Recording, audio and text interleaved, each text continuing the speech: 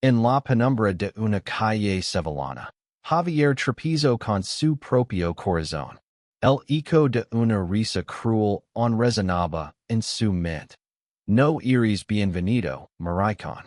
Aquella noche, hace 5 años, la puerta de la fiesta de Navidad de la empresa donde trabajaba ese cerró en su rostro, no por su desempeño, sino por amar a quien amaba. Javier, de 28 años entonces, era un contable brillante en una firma de tecnología en Sevilla. Sus ojos oscuros brillaban con ambición, y su sonrisa, aunque reservada, conquistaba a cualquiera.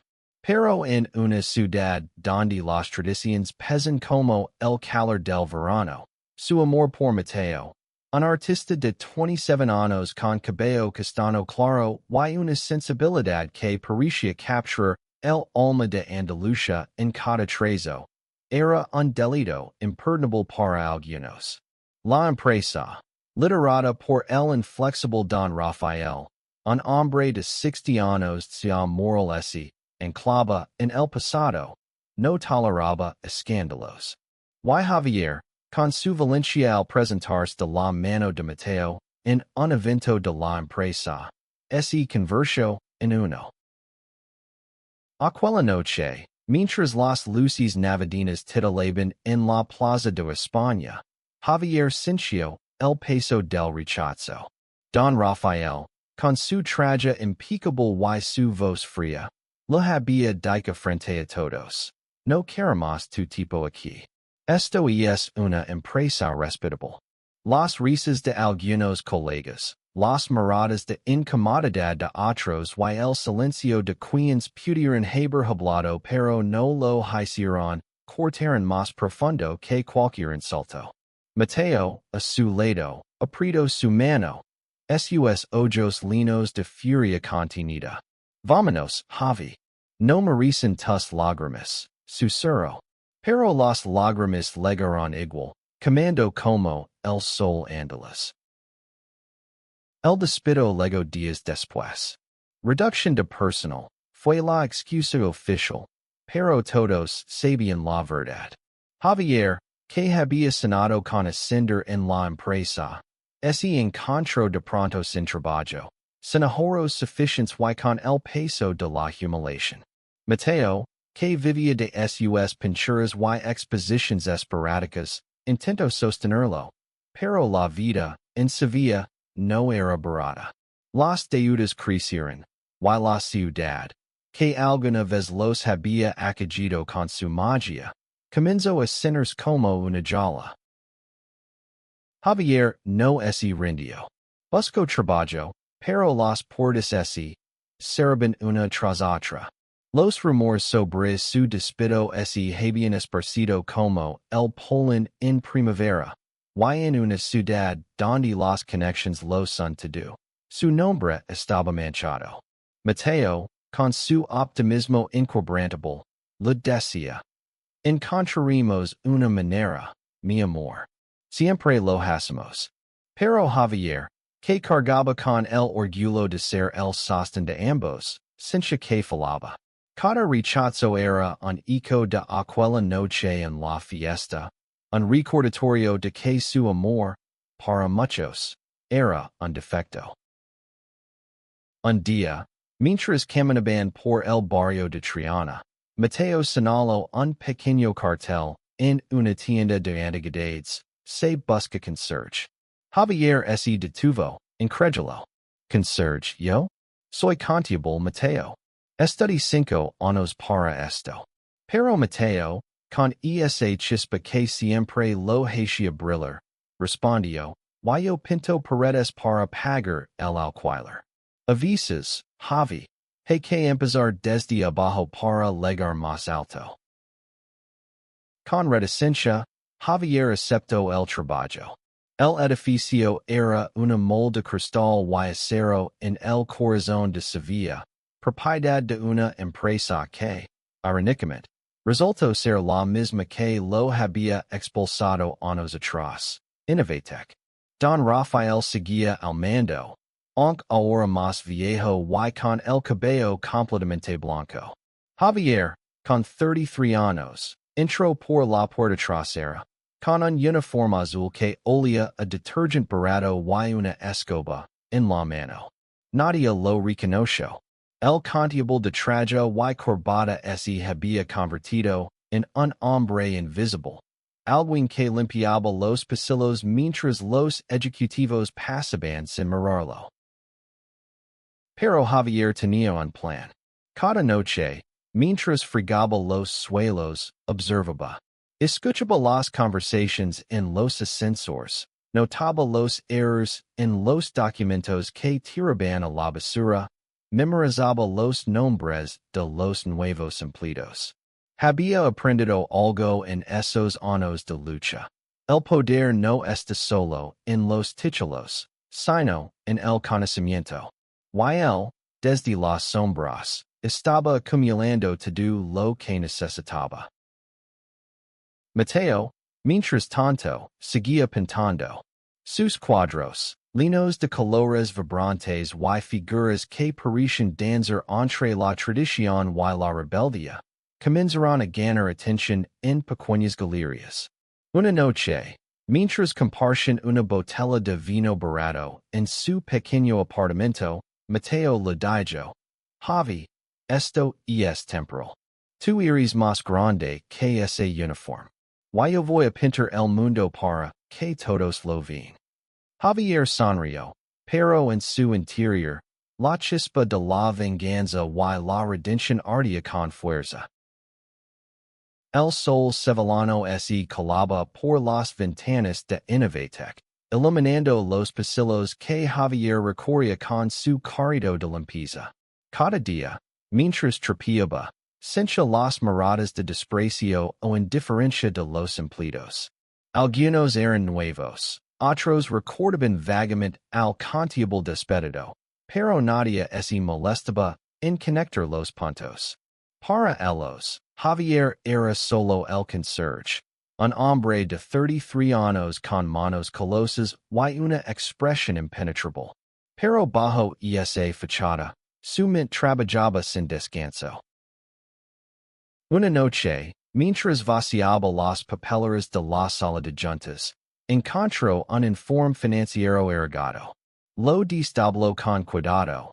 Sus ojos recorriendo los números con la precisión de un halcón. Había errores. Errores graves. Cifras infladas, gastos mal reportados, proyecciones que no cuadraban. Javier sonrió para sí mismo. Esto era oro puro. Durante semanas, comenzó a coleccionar documentos similares, escondiéndolos en una carpeta que guardaba en su taquilla. No sabía exactamente cómo los usaría, pero sentía que eran piezas de un rompecabezas que pronto encajarían. Mientras tanto, Mateo vivía un ascenso lento pero constante en el mundo del arte. Una galería en Madrid se interesó por sus obras, y una de sus pinturas, un retrato de dos manos entrelazadas bajo la luz de la Giralda, fue seleccionada para una exposición nacional. Javi, esto es grande, dijo Mateo una noche, sus ojos brillando de emoción. Si esta exposición sale bien, podríamos mudarnos a Madrid. Empezar de nuevo. Javier lo abrazó, pero su mente estaba en otra parte. Madrid sonaba como un sueño, pero él no estaba listo para dejar Sevilla. No hasta que terminara lo que había empezado. En Innovatec, las cosas comenzaron a ponerse tensa. Don Rafael, con sus 65 años y una salud cada vez más frágil, seguía gobernando con mano de hierro, pero los rumores de una auditoría externa empezaban a circular. Los empleados susurraban sobre problemas financieros, y Javier, desde su posición de conserje, escuchaba todo.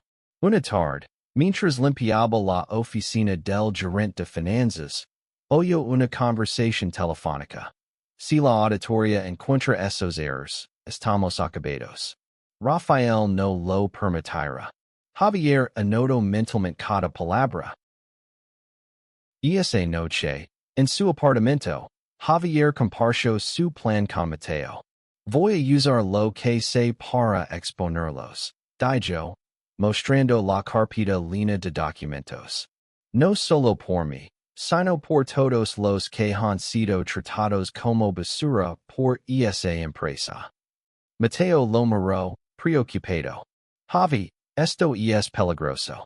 Si te descubren, podrías terminar peor que antes. Pero Javier estaba decidido. No voy a esconder más. Quiero que me vean. Que nos vean. Los días siguientes fueron una danza de cartela y audacia. Javier comenzó a enviar correos anónimos a los auditores, señalando discrepancias en los informes financieros. Usaba un pseudónimo, El Observador, y enviaba los mensajes desde una biblioteca pública para no ser rastreado. Cada correo era una pequeña victoria, pero también un riesgo. Si alguien en Innovatec descubría que el conserje estaba detrás de esto, su vida podía derrumbarse otra vez. Mientras tanto, la exposición de Mateo en Madrid fue un éxito. Los críticos alabaron su estilo, llamándolo una celebración de la resistencia y el amor. Una noche, mientras Javier fregaba los suelos de la planta ejecutiva, recibió una llamada de Mateo. Javi, 23 cuadros. 3. Podemos empezar a planear un futuro mejor. Javier sonrió, pero su corazón estaba dividido. Quería alegrarse por Mateo, pero la sed de justicia lo consumía. Una mañana, mientras limpiaba la sala de conferencias, Javier escuchó a don Rafael hablando con su asistente, Clara, una mujer de 40 años que había trabajado en Innovatec durante décadas. Alguien está filtrando información, gruñó Rafael. Encuéntralo, Clara. No tolerar traidores. Javier mantuvo la cabeza baja, pero su pulso se aceleró. El juego se estaba volviendo peligroso, pero él no había a retroceder. El verano en Sevilla era implacable, y el calor parecía amplificar la tensión en Innovatec. Javier, con su uniforme de conserje empapado de sudor, seguía su rutina, pero cada día sentía que el cerco se cerraba. Los auditores habían llegado. Un equipo de hombres y mujeres con maletines y rostros seriosos que revisaban cada documento con lupa. Los empleados estaban nerviosos, y don Rafael, visiblemente agotado, recorría los pasillos con una furia contenida. Javier sabía que su tiempo como el observador estaba llegando a su fin. Los correos anónimos habían generado chaos, pero también sospechas.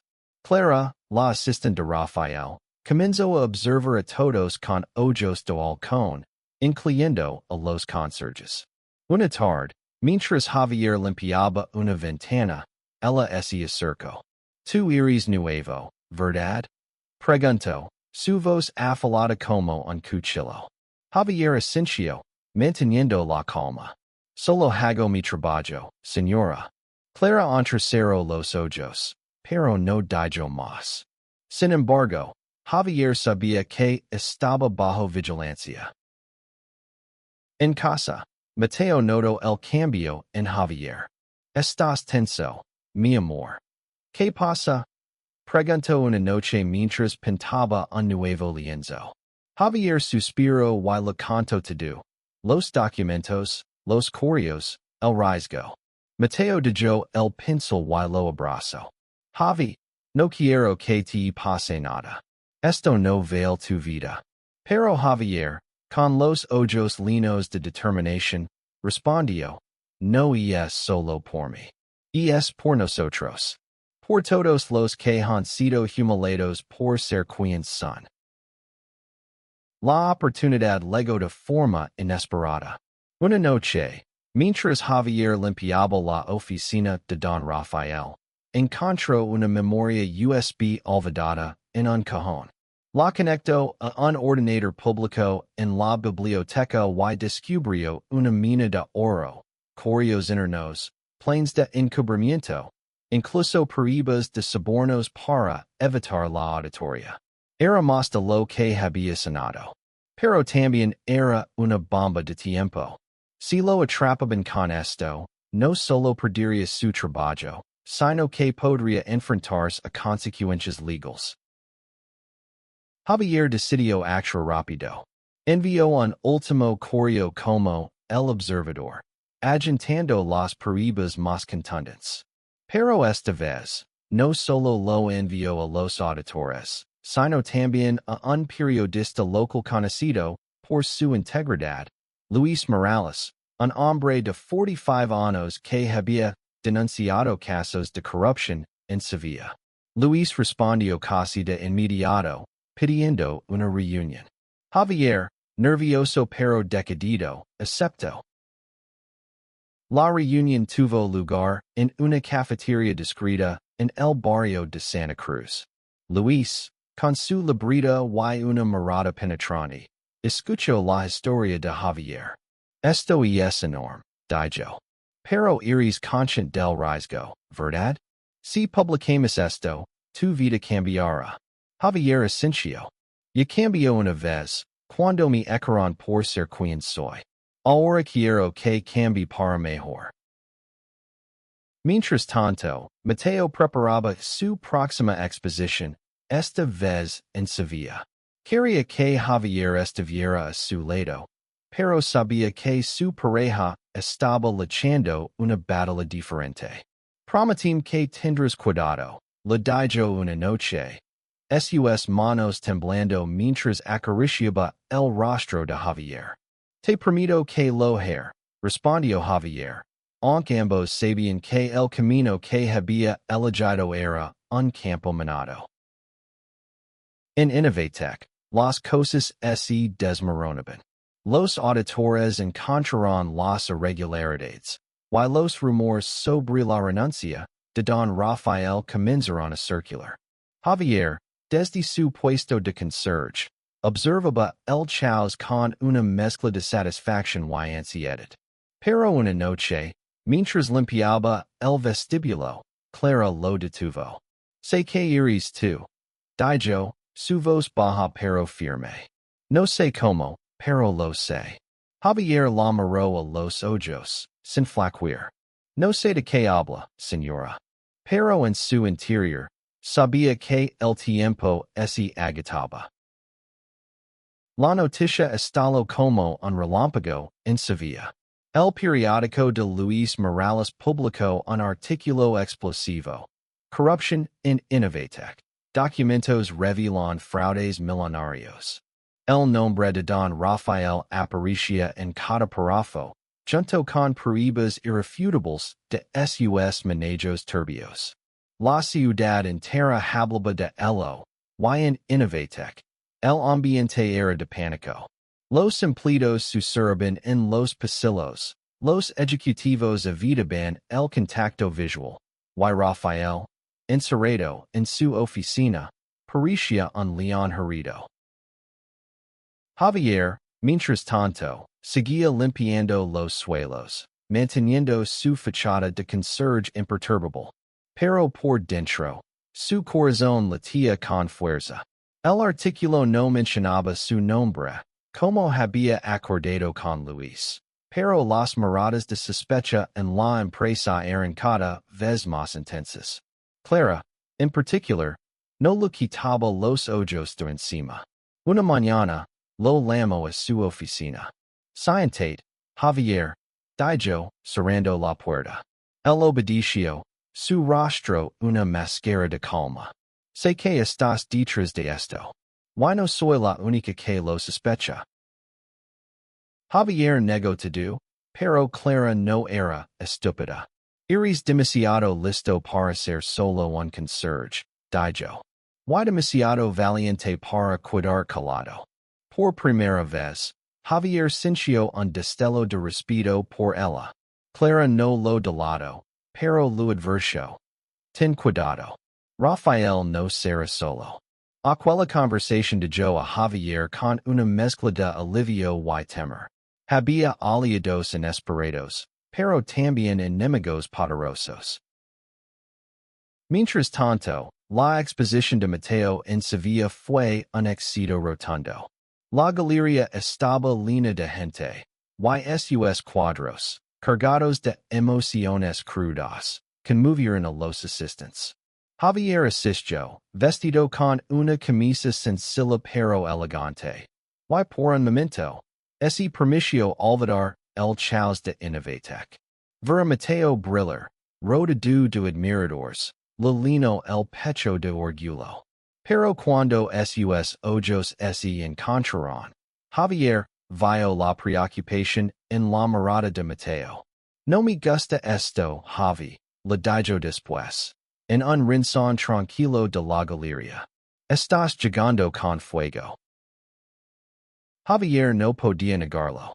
Cada día en Innovatec era un riesgo mayor. Los auditores estaban cada vez más cerca de descubrir toda la verdad. Y Rafael, desesperado, comenzaba a señalar culpables. Una tarde, convocó a todo el personal en la sala de juntas. Alguien en esta empresa es un traitor. Dijo, su voz temblando de rabia. Y lo encontrar. Javier, de pie al fondo con su escoba, sintió todas las miradas sobre él. Pero no bajó la vista. Había legado demasiado lejos para retroceder. Esa noche, en su apartamento, Javier y Mateo tuvieron su primera discusión seria en años. Vale la pena arriesgarlo todo, gritó Mateo, sus manos temblando. Y pasó algo. Que hago yo sin ti? Javier lo abrazó, su voz quebrantos. Lo hago por nosotros, Mateo, para que nunca más tengamos que escondernos. Pero Mateo, con lágrimas en los ojos, respondió, no quiero un hero, Javi. Te quiero a ti. Las palabras de Mateo resonaron en Javier durante días. Pero no podía detenerse. El artículo de Luis había encendido una chispa, y ahora otros medios comenzaban a investigar. La presión sobre Innovatec crecía, y Rafael, acorralado, cometió un error fatal. Intentó sobornar a los auditores. Javier, que seguía vigilando desde las sombras, lo grabó todo con su teléfono, escondido tras una puerta entreabierta. Era la prueba final que necesitaba. Con el corazón acelerado, Javier envió la grabación a Luis. Pero esa misma noche, mientras regresaba a casa, dos hombres lo interceptaron en una calle oscura. Para de meter donde no te llaman. Gruñó uno de ellos, acercándose demasiado. Javier, con el pulso despejado, mantuvo la calma. No sé de qué hablas, respondió, pero su voz temblaba. Los hombres no lo tocaron, pero la advertencia era clara. El juego se había vuelto mortal. La grabación de Javier fue la gota que colmó el vaso. Luis publicó un segundo artículo, esta vez con pruebas audiovisuales que no dejaban lugar a dudas. Innovatec estaba en el ojo del huracán. Y don Rafael, incapaz de soportar la presión, renunció. La noticia sacudió Sevilla, y los empleados de la empresa, que alguna vez habían mirado a Javier con desprecio, ahora murmuraban con asombro. Nadie sospechaba que el conserje, el hombre invisible que limpiaba sus oficinas, había sido el cerebro detrás de todo. Pero Javier no celebraba. Cada noche, al volver a casa, miraba por encima del hombro, temiendo que los hombres que lo habían amenazado regresaran. Mateo, cada vez más angustiado, le rogaba que dejara el trabajo. Ya es suficiente, Javi. Por favor, para. Pero Javier, con una mezcla de orgullo y terquedad, se negaba. No es solo por mí, decía. Es por todos los que vendrán después. Una mañana, mientras Javier limpiaba el vestíbulo, Clara lo llamó de nuevo. Esta vez, su tono era diferente. Te debo una disculpa. Dijo, sus ojos evitando los de Javier. Estuve en esa fiesta hace 5 años. No dije nada cuando te echaron. Y lo siento. Javier, sorprendido, no supo qué responder. Clara continuó. Lo que hiciste cambió las cosas aquí. Hay rumores de que la empresa tendrá un nuevo director. Alguien más joven, más abierto. Tal vez las cosas mejoren. Javier asintió, pero no dijo nada. No confiaba del todo en las palabras, pero la sinceridad de Clara era un pequeño rayo de luz. Mientras tanto, Mateo recibió una oferta que lo dejó sin aliento. Una galería en Barcelona quería exponer sus obras de forma permanente. Era el sueño de cualquier artista, pero también significaba dejar Sevilla. Esa noche, sentado en su pequeño balcón, Mateo le dijo a Javier, podemos empezar de nuevo, Javi. En Barcelona, nadie sabrá quiénes éramos aquí. Podemos ser libres. Javier sonrió, pero su corazón estaba dividido. Sevilla era su hogar, el lugar donde había luchado y sufrido. Dejar la ciencia como rendirse. En Innovatec, el ambiente seguía siendo caótico. El nuevo director, Elena, una mujer de 38 años con una reputación de ser justa pero estricta, asumió el control. Una de sus primeras decisiones fue revisar los expedientes de todos los empleados, pasados y presentes. Javier, que seguía trabajando como conserje, comenzó a notar un cambio. Los empleados lo saludaban por su nombre, algunos incluso le sonrían. Pero él sabía que su papel como el observador seguía siendo un secreto, y prefería que así fuera. Una tarde, Elena lo llamó a su oficina. Javier, he revisado tu expediente. Dijo, su voz firme pero amable. Eres un constable excepcional antes de lo que pasó. Quiero que vuelvas a ese puesto. Javier, atenido, no supo qué decir. Era lo que siempre había corrido, pero ahora, después de todo, sentía que había algo más grande en juego. Gracias, pero necesito tiempo para pensarlo, respondió. Elena asintió, respetando su decisión. Esa noche, Javier y Mateo hablaron hasta el amanecer. Si te quedas en Sevilla, me quedo contigo, dijo Mateo, sus ojos llenos de amor. Pero si quieres ir a Barcelona, iremos juntos. Javier lo abrazó, sintiendo por primera vez en años que el futuro era suyo para decidir. Pero aún había una última sorpresa que quería dar, no solo a Innovatec, sino a toda Sevilla. La decisión de Javier estaba tomada. Aceptó el puesto de constable en Innovatec, pero con una condición. Quería organizar un evento para la empresa, algo que nunca se había hecho antes. Elena, intrigada por su propuesta, le dio carta blanca. Javier pasó semanas planeando en secreto, con la ayuda de Mateo y Clara, que se había convertido en una aliada inesperada. El evento sería una gala benéfica para apoyar a organizaciones LGBT en Sevilla, y se celebraría en la misma sala donde, 5 años atrás, Javier había sido humillado. La noche de la gala, la sala estaba decorada con los colores del arcoíris, y los cuadros de Mateo adornaban las paredes. Los empleados, al principio confundidos, comenzaron a llegar, atraídos por la promesa de una noche diferente. Javier, vestido con un traje azul que Mateo había elegido para él, tomó el micrófono. Buenas noches. Dijo, su voz resonando con una fuerza que pocos esperaban. Hace 5 años, fui expulsado de esta empresa por ser quien soy. Hoy, estoy aquí no solo como cannibal, sino como alguien que cree en un futuro mejor. El silencio en la sala era absoluto. Javier continuó, contando su historia.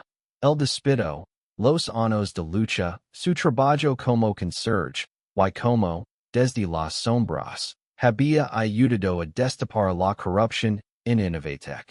Los empleados lo miraban con una mezcla de asombro y respeto. Algunos, que habían estado en aquella fiesta de Navidad, bajaron la mirada, avergonzados. Otros aplaudieron, con lágrimas en los ojos. Mateo, desde un rincón, observaba con orgullo. Sus cuadros, que narraban historias de amor y resistencia, parecían cobrar vida bajo las luces de la sala. Elena, que estaba entre el público, se acercó a Javier al final de su discurso. No tenía idea de todo lo que pasaste, dijo. Gracias por no rendirte. Javier sonrió, pero su mirada buscó a Mateo. Él era la razón por la que nunca se había dado por vencido. La gala recaudó miles de euros para organizaciones locales, y la noticia se extendió por Sevilla. Javier y Mateo, de pronto, se convirtieron en símbolos de cambio. Pero para ellos, lo más importante era lo que habían construido juntos. Un amor que había resistido el rechazo, el dolor y la adversidad. Y esa noche, mientras bailaban bajo las luces de la gala, Javier susurró al oído de Mateo. Todo valió la pena por esto. Mateo, con una sonrisa, respondió, y esto es solo el comienzo. Los meses siguientes fueron un torbellino. Javier y Mateo decidieron mudarse a Barcelona, donde Mateo firmó un contrato con la galería que había apostado por él. Javier, por su parte, recibió una oferta para trabajar como consultor financiero en una empresa que valoraba su talento y su historia. Sevilla, con sus calles empedradas y su calor abrasador, quedó atrás, pero no sin dejar una huella imborrable en sus corazones. En Barcelona, encontraron una comunidad vibrante que los acogió sin prejuicios. Javier, que había aprendido a no esconderse, caminaba de la mano de Mateo por las Ramblas, sintiendo por primera vez que el mundo era un lugar donde podían existir sin miedo. Los cuadros de Mateo, ahora expuestos en galerías de toda España, contaban historias de amor, lucha y esperanza, inspirando a otros a levantar la voz. De vuelta en Sevilla, Innovatec cambió. Elena implementó políticas de inclusión, y la gala benéfica se convirtió en un evento anual. Clara, que había encontrado su propia voz, lideró iniciativas para apoyar a empleados marginados. La ciudad, lentamente, comenzó a abrirse a un futuro más justo, y la historia de Javier y Mateo se convirtió en una leyenda local, un recordatorio de que el amor y la verdad siempre encuentran una manera de brillar. Una noche, mientras contemplaban el mar desde su nuevo apartamento en Barcelona, Javier le dio a Mateo un anillo sencillo de plata. No es mucho, dijo, su voz temblando. Pero es una promesa. Donde sí que estemos, siempre seremos nosotros. Mateo, con lágrimas en los ojos, aceptó el anillo y lo abrazó. Siempre fuimos nosotros, Javi.